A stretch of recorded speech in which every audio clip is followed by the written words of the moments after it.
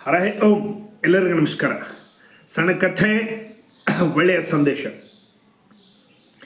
ಯದಾ ಯದಾ ಹಿ ಧರ್ಮಸ್ಯ ಗ್ಲಾನಿರ್ಭವತಿ ಭಾರತಃ ಧರ್ಮ ಸಂಸ್ಥಾಪನಾರ್ಥಾಯ ಸಂಭವಾಮಿ ಯುಗೇ ಯುಗೇ. ಏನಾಗಿದೆ ಒಳ್ಳೆಯದಾಗಿದೆ, ಏನು ಆಗುತ್ತಿದೆ ಒಳ್ಳೆಯದಾಗುತ್ತಿದೆ. ನೀನೇಕೆ ರೋಧಿಸ್ತಿ? ನೀನು ಏನು ತಂದಿದ್ದಿ, ಏನು ತೆಗೆದುಕೊಂಡು ಹೋಗ್ತಿದ್ದಿ? ಇಲ್ಲಿದೆ ನೀನು ಗಳಿಸಿದ್ದಿ, ಇಲ್ಲೇ ಬಿಟ್ಟು ಹೋಗ್ಬಿಡ್ತಿದ್ದಿ. ಈ ರೀತಿ ಶ್ಲೋಕಗಳು, ಭಗವದ್ಗೀತಾ ಬಗ್ಗೆ ನಮ್ಮ ಜನರಿಗೆ ಕಲಿಸಿದ ಪಾಠಗಳು, ಇದು ಸುಳ್ಳು ತಪ್ಪು ಅಂತ ನಾನು ಹೇಳ್ತಾ ಇಲ್ಲ. ಈ ಒಂದು ಭಾಗನ ಗಟ್ಟಿ ಮಾಡಿಕೊಂಡು ತಲೆಯಲ್ಲಿ ಇಟ್ಕೊಂಡು ಬಹಳ ಜನ ನಿಷ್ಕ್ರಿಯ ಸೋಮಾರಿಗಳು ಆಗ್ತಾ ಇದ್ದಾರೆ. ಎಲ್ಲರೂ ಅಂತ ಹೇಳ್ತಾ ಇಲ್ಲ, ಭಾಳ ಜನರ ತಲೆಯಲ್ಲಿ ಅದೊಂದು ಕೂತ್ಬಿಟ್ಟದು. ಯಾವುದಕ್ಕೂ ಸ್ಪಂದಿಸೋದಿಲ್ಲ. ಏನು ಆಯಿತು ಸಮಾಜದಲ್ಲಿ, ದೇಶದಲ್ಲಿ ನಡೀತು, ದೇವ್ರ ನಮ್ಮ ಕೈಯಾಗಿ ಏನದು. ಯಾರು ಬಸ್ ಆಕ್ಸಿಡೆಂಟ್ ಆಗಿ ಬಿದ್ದು ಸತ್ತಾರ ನೋಡ್ಬೇರು ನೋಡ್ರಿ, ನಡ್ರಿ ದೇವ್ರಿಚ್ಛೆ, ಅದು ಅಷ್ಟೇ ಇತ್ತು, ಅವ್ರದ್ದು ಆಯುಷ್ಯ ಮುಗಿದೋಯ್ತು.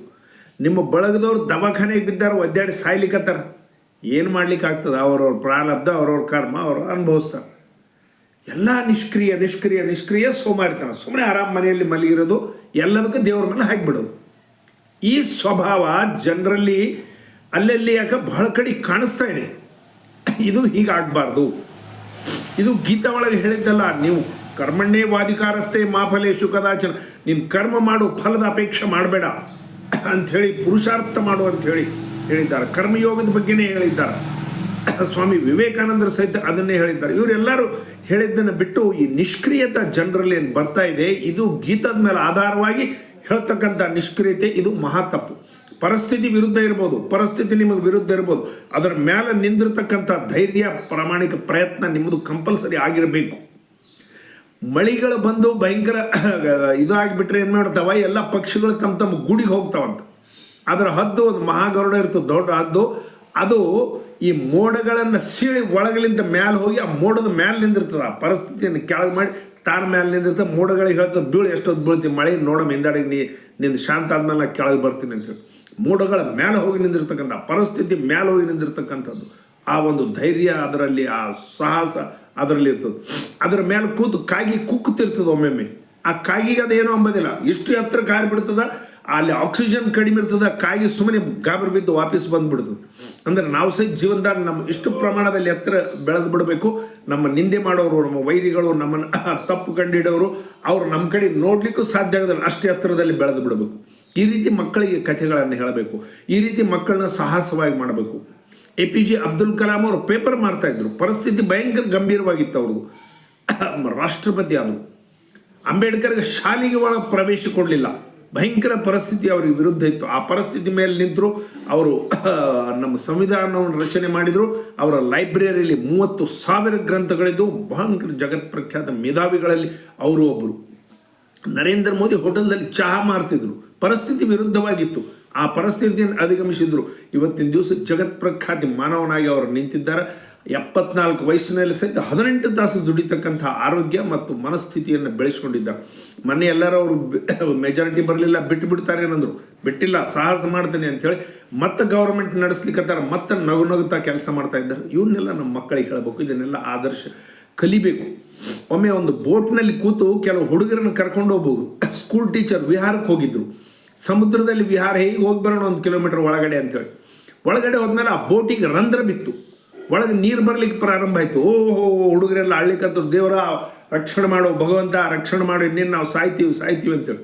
ಅವಾಗ ಟೀಚರ್ ಹೇಳ್ತಾರೆ, ಅನ್ಸ್ಬೇಡ್ರಿ, ಏನೂ ಆಗೋದಿಲ್ಲ, ಪಂಪ್ ಆ್ಯಂಡ್ ಪ್ರೇ, ಪಂಪ್ ಮಾಡಿರಿ, ನೀರನ್ನು ಎತ್ತಿ ಹಾಕಿರಿ, ನಿಮ್ಮಲ್ಲಿ ಇರ್ತಕ್ಕಂಥ ಸಾಧನ, ಮುಚ್ಚಳ, ಬೋಗಣಿ ಏನದು ಅದರಲ್ಲಿಂದ ನೀರು ಎತ್ತಿ ಒಗಿರಿ, ಪ್ರೇ ಕೂಡ ಮಾಡಿರಿ, ಅವಾಗ ನಾವು ದಡ ಸೇರ್ತೀವಿ ಅಂತ ಹೇಳಿದ್ರು. ಅವರು ಪಂಪ್ ಆ್ಯಂಡ್ ಪ್ರೇ ಪಾಠ ಕಲಿಸಿದ್ರು ಹುಡುಗರಿಗೆ. ಹುಡುಗರೆಲ್ಲ ನೀರು ಎತ್ತೇಕೋತಿದ್ರು, ಕೈಲಿಂದ ಅದರಲ್ಲಿಂದ ಇದರಲ್ಲಿಂದ ಬಂದು ಆ ಬೋಟ್ ದಡ ಸೇರಿಬಿಡ್ತು.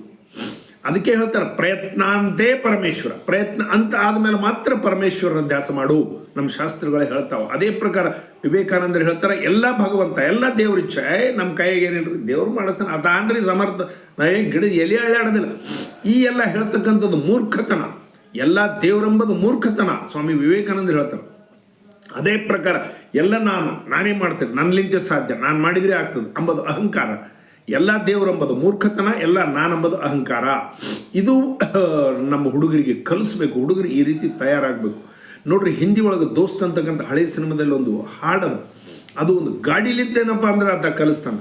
ಗಾಡಿ ಕೋ ದೇಖ್ ಕೈಸಿ ಹೈ ಸೀಖ್, आगे तूफान पीछे बरसात, ऊपर गगन से बिजली, दुश्मन के यार सब है सवार, फिर भी ಸಿಗ್ನಲ್ ಹುವಾ ಕೆ ನಿಕ್ಲಿ. ನೋಡ್ರಿ, ಗಾಡಿಗೆ ಎಷ್ಟು ಸಮಸ್ಯೆಗಳು ಬರ್ತಾವ. ಮುಂದೆ ಭಯಂಕರ ಮಳೆ, ಹಿಂದೆ ತೂಫಾನು, ಆಕಾಶದಲ್ಲಿ ಗುಡುಗು ಮಿಂಚು, ಅದಕ್ಕೆ ಬೇಕಾಗ್ಲಾರ್ದವ್ರು, ದುಶ್ಮನು, ಯಾರು ಪ್ರೇಮದವ್ರು ಎಲ್ಲರೂ ಕೂತಾರೆ ಗಾಡ್ಯಾಗ. ಅದೇನು ಮಾಡ್ತದೆ? ಸಿಗ್ನಲ್ ಹುವಾಕ್ಕೆ ನಿಕ್ಲಿ. ಅಷ್ಟು ರಾತ್ರಿ ಅಪರಾತ್ರಿಯಲ್ಲಿ 1:30-2 ಗಂಟೆಗೆ ಅದು ಸಿಗ್ನಲ್ ಬಿತ್ತು ಅಂದ್ರೆ ಹೊಂಡಿರ್ತದೆ. ನಾವು ಮಲಗಿರ್ತೀವಿ ಆರಾಮ್, ಎ ಸಿ ಒಳಗೆ, ಸೆಕೆಂಡ್ ಎ ಸಿ ಒಳಗೆ ಅದು ಗಾಡಿ ಹೋಗ್ತಾ ಇರ್ತದೆ. ಇದರಲ್ಲಿಂದ ನೀವು ಕಲೀರಿ ಅಂತ ಹೇಳ್ತಾನೆ. ಚರೈತಿ ನಡೀರಿ, ಮುಂದೆ ನಡೀತಾ ಇರಬೇಕು. ಆಗೋದಿಲ್ಲ, ನಿತ್ರಾಣ ಆಗ್ಯದ, ನಮ್ಮ ಕೈಲಾಗೋದಿಲ್ಲ. ಈ ಪರಿಸ್ಥಿತಿಗಳ ಮೇಲೆ ಆಳ್ಬೇಡ್ರಿ. ನಮ್ಗೆ ಯಾರು ಸಾಥ್ ಕೊಡೋದಿಲ್ಲ ರೀ. ನಾವು ಏನು ಬೇಕಾದ್ರೂ ಮಾಡ್ಲಿಕ್ಕೆ ತಯಾರಿದ್ದೀವಿ, ನಮ್ಗೆ ಯಾರೂ ಸಾಥ್ ಕೊಡೋದಿಲ್ಲ ಜಗತ್ನಾಗ. ಯಾರಿಗ್ಯಾರೋ ಪುರಂದರ ವಿಠಲ ಅಂತಾರಲ್ಲ, ಯಾರೂ ನಿಮಗೆ ಸಾಥ್ ಕೊಡೋದಿಲ್ಲ. ನಿಮ್ಮ ಸಮಸ್ಯೆಗಳಿಗೆ ನೀವೇ ಕಾರಣ. ನಿಮ್ಮ ಸಮಸ್ಯೆಗಳನ್ನು ನೀವೇ ಅಧಿಗಮಿಸ್ಬೇಕು. ನಿಮ್ಮ ಸಮಸ್ಯೆಗಳ ಮೇಲೆ ನೀವೇ ನಿಂದಿರಬೇಕು. ಇದು ನಮ್ಮ ಮಕ್ಕಳಿಗೆ ಹೇಳಬೇಕು. ಮಕ್ಕಳನ್ನ ಆ ರೀತಿ ಶೂರ ವೀರರಾಗಿ ತಯಾರು ಮಾಡಬೇಕು.